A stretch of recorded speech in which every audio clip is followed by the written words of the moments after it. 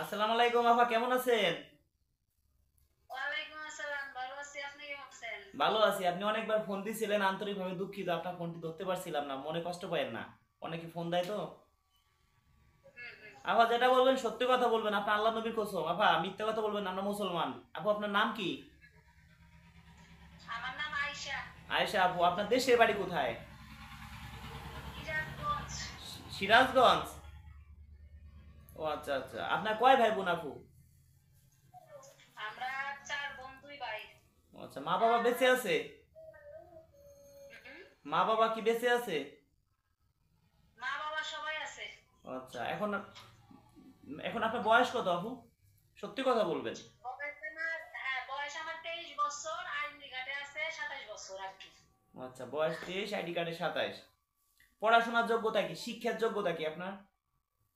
শিক্ষার যোগ্যতা আর কি, মানে সংসার করে খাওয়ার মতো আর কি আছে। আচ্ছা, উচ্চতা, উচ্চতা কি? উচ্চতা 5 ফুট 2 ইঞ্চি। তাই তো ভালোই। এমনি আরবি পড়তে পারেন তো? আরবি পড়ছেন? কোরআন শরীফ খতম দিয়েছেন?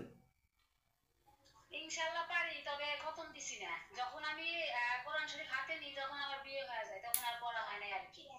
বুঝতে পারছি। তা আপনার বর কি হয়েছে, কিভাবে কি একটু বলেন তো আমাকে, সত্যি কথা। বর আমি ডিভোর্স দিয়ে দিছি আর কি। কেন, কারণ কি? কারণ হলো গিয়া, বর আনরোমান্টিক, এটাও একটা সমস্যা। আর হ্যাঁ একটা সমস্যা, কাজ করতো না, বাদাই না আর কি। হ্যাঁ হ্যাঁ, বুঝতে পারছি। এরা আমাকে বলে কাজ করে খেতে। তাই কি যে হয়? আমি যেহেতু বলছি, কাজ করে যদি আমি খাই তাহলে তোমার তো স্বামী আমার কোনো দরকার আছে নাই। তারপরও অনেক অত্যাচার করতো, একটু নেশা পানি করতো আর কি। জি জি। তখন আর কি আমি নিজে চাইছি, বহু চেষ্টা করছি আর কি সংসার করে খাওয়ার লাগে, তবে পারছি না। আচ্ছা, তাহলে এখন যাকে বিয়ে শাদী করবেন, আপনার বয়স কত? 25? 25 না, তাই? 23 23। 28, 28 না? 28 না, 23 বছর। ও, আর হলে গিয়া আমার আইডি কার্ডে আছে 33, ওই 33 না? 27 বছর। 33, 33, বুঝতে পারছি। হাইরে 33 না, আমার বয়স হলে গিয়া কত? 23। 23 বছর, 23 ও, অরিজিনাল 23। ও কানে কম শুনছি, 23 বছর, 23, হ্যাঁ শুনতে পারছি এবার, হয় নেটের 23 সমস্যা, বছর। 23 বছর। আমার আইডি কার্ডে আছে, আইডি কার্ডে আছে 27 বছর। ওইটা আমার বিয়ে যখন হয় তখন আমার বিয়ে হয় 13 বছরে। হ্যাঁ। 13 বছরে যখন আমার বিয়ে হয় তখন আমার 18 বানায় দিয়ে দিছে আর কি, আচ্ছা এই আপু, জন্য তাহলে আইডি কার্ডে বেশি। শুনেন, আপনার ছেলে মেয়ে কয়জন, সত্যি কথা বলেন আমার কাছে। আমি সব সত্যি কথা বলতেছি, আমার একটা ছেলে আছে 6 বছর। ও আচ্ছা, এখন আপনি যারা বিয়ে, এখন আপনি যারা বিয়ে করবেন, এই ছেলেটা সহ বিয়ে করবেন না ছেলেটা বাড়ি রেখে বিয়ে করবেন? আপনি যারা বিয়ে আমি করবেন। যেটা মনে করি যে আমার ছেলে এখন শ্বশুরে থাকে আর কি, ওখানে লেখাপড়া করে। তবে আমি মনে করি যে আমার দায়িত্ব যে নিবে, আমার সন্তানের দায়িত্ব তার নিতে হবে। হ্যাঁ সেটাই। আর এক, তবে থাকুক আর না থাকুক খেলে পরে প্রশ্ন, এখন আপু আমার কাছে শুনেন, থাকুক আর না আপনাকে থাকুক। বাস্তব কথা বলি যেটা, হ্যাঁ, মা বোন সবার ঘরে আছে। এখন হয়েছে কি, আপনি কিন্তু একটা মেয়ে মানুষ আমাদের কাছে অনেক স্বপ্ন নিয়ে আসে, একটা মেয়ে মানুষ আমাদের কাছে অনেক বড় একটা স্বপ্ন নিয়ে আমাদের কাছে আসে, আসে না? একটা ছেলে মানুষ অনেক বড় স্বপ্ন নিয়ে আসে, রাজু ভাইয়ের কাছে যাব, ভালো একটা, মানে ভালো একটা বউ পাবো। একটা মেয়ে মানুষ আসে, রাজু ভাইয়ের কাছে যাব, সুন্দর একটা বর পাবো। মানে ঘর শোন, খালিও করতে পারে।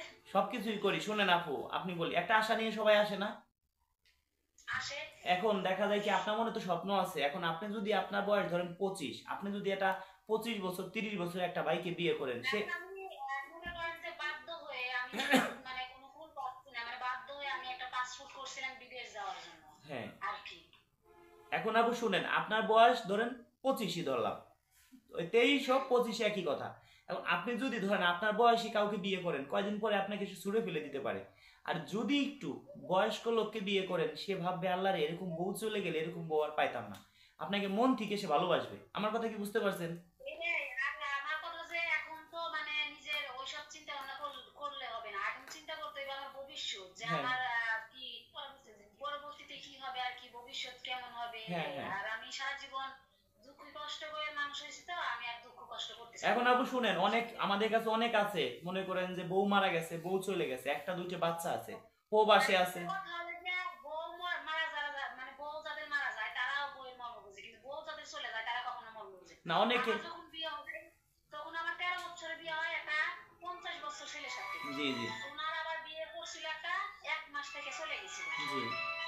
তা আমি তখন ছিলাম অবিবাহিত। হ্যাঁ, এখন আপু আপনাকে একটা কথা বলি, হ্যাঁ, কথাটা মনোযোগ সহকারে শুনেন আপনি। এখন যদি ধরেন অনেকে আছে প্রবাসে আছে, তাদের বউ চলে গেছে, তাদের তো কোনো দোষ না, দোষ। না, এখন ওরকম যদি কোনো ভাই পাই, বউ চলে গেছে, বয়স একটু বেশি, প্রবাসী ছেলে, আসল কথা যে আমি যে এই কষ্টটা ভোগ করতেছি, যদি আবার প্রবাসী ছেলে বিয়ে করে যদি এই কষ্টই থাকা লাগে, তাইলে প্রবাসী ছেলে কষ্ট থাকবেন না, কষ্ট থাকলে তার নামে আমি নিজে মামলা করব, আমি নিজে বাদী হয়ে মামলা করব, টেনশন নাই আপনার। এখন যদি আপনি কেমন বয়স্ক লোককে বিয়ে করবেন একটু জানিয়ে দিই, আপনার আপনার নিজের মুখে। আপু আপনি কেমন বয়স্ক লোককে বিয়ে করবেন আপনার নিজের মুখে শুনতে চাই। এরকম না, মানে এরকম যে 30-35 হতে হবে, এরকম 35 হলেও চলবে, সমস্যা নাই। আচ্ছা, যদি 40 হয়, দেখতে শুনতে হ্যান্ডসাম, একটু বয়স। দেখতে শুনতে ভালো হলে, আর আসল কথা যে আমি বললাম না প্রথমে যে আমি কষ্ট করতে চাই না, যেমন বয়সী হোক, কিন্তু আমি কষ্ট করতে চাই না, জীবনে যে অভাব, এই অভাবটা পেতে চাই না। আচ্ছা, যদি তার বয়স ধরেন 50 হয়, যদি তার বাড়ি বিল্ডিং থাকে, লাখ লক্ষ লক্ষ টাকার মালিক, সে মাসে 1 লাখ ইনকাম করে, তাহলে কি কথা বলবো তার সাথে? ইনশাআল্লাহ বলতে পারেন। আচ্ছা, ধন্যবাদ। এখন আপনার কথা, আপনার বাচ্চার দায়িত্ব নিতে হবে, এই তো। আর আমার বাচ্চাদের, হ্যাঁ, যদি টাকা এত থাকে তাহলে আমার বাচ্চা একটা পালা আর কোনো হ্যাঁ বিষয় হ্যাঁ, নেই। সেটাই তো, সেটাই তো। যদি বয়স 50 হয় তাহলে, আমার কাছে না থাকুক সমস্যা নাই, ভবিষ্যতে একদিন না একদিন তো মায়ের খোঁজ করবে। হ্যাঁ হ্যাঁ, সেটাই। এখন দেখা যায় কি, তার বয়স, আপু, তার বয়স 50-52 বছর, দেখতে শুনতে সে ভালো, টাকা পয়সা আছে, অর্থ সম্পদ আছে, খাইয়ে পরে ভালো থাকবেন আপনি সারা জীবন। সে মরে যাওয়ার পরও তার বাড়ি থেকে আপনার আশা লাগবে না, সে আপনাকে একটা অবস্থান করে দিবে, ভালো কিছু করে দিবে। তাহলে কি আমি কথা বলবো শর্ট টাইমে? কথা বলতে পারেন, সমস্যা নাই। এখন একটা কথা বলি, গার্জেন বলে এটাও আছে। কদে। এরা হলো আমার গার্জেন আর কি, আমার বোন, ছোট বোন, এরা গার্জেন। আচ্ছা আপু শুনেন, আর একটা কথা বলি আপনাকে। এখন আমি 10টা বিয়ে করাইলাম, 10টা বিয়ের মধ্যে মনে করেন যে 8 জন ভালো জায়গায় গেল, 2 জন খারাপ, কপালে খারাপ কিছু হইলো। এখন দেখা যায় 2 জনের মধ্যে আপনিও খারাপ হয়ে গেলেন, খারাপে পড়লেন। খারাপ ভালো করছে কি আল্লাহ, রাজু করছে কি ওই বড়া পড়া রাজু খান। তাহলে আপনি আমাকে সারা জীবন তো অভিশাপ দিবেন না? না, সেটা তো বলবে যে একজন আমার জীবনটা এমন হয়েছে আর কি, না, আমি যদি 10টা বিয়ে করাই, শুনেন আপু, 10টা বিয়ে করাই, 10টার মধ্যে 2টা খারাপ জায়গা পড়তে পারে, 2 জন খারাপ জায়গা পড়তে পারে, ওই দুই। সবকিছু কারাঙ্গুর কপাল, এই কপাল কি আছে এটা কেউ করতে পারবে না, কপাল হানি কেউ নিতে পারবে না, ভালো হইলে তো ভালো। হ্যাঁ, এখন যদি ওই 10 জনের মধ্যে 2 জন মনে খারাপ জায়গায় পড়ছে, খারাপের ভিতরে আপনি পড়ছেন, 2 জনের ভিতরে 1 জন, তাহলে আপনি আমাকে অভিশাপ দিবেন না? এর তো আপনার খোঁজ খবর নিয়ে দিতে হবে।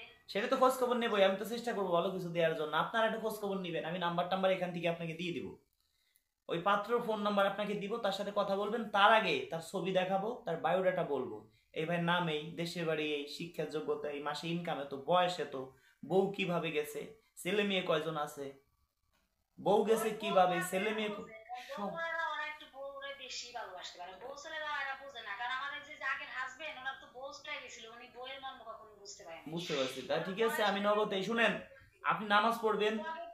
ওদেরকে 2 টাকাও ছিল না, বুঝতে পারছি, আপনার মতো একটা সুন্দরী মেয়ে থাকলে আর কিছু লাগে? আমি চুলও ছিল না, আপনি তো চুল আছে। আচ্ছা আচ্ছা, দেখি তো আপনার কটা পিক পাঠান তো আপু, কটা ফটো পাঠান তো, কটা ছবি পাঠান তো আপনার। ঠিক আছে। ওকে ওকে, শাড়ি পরা পাঠায়, শাড়ি পরা। শাড়ি পরা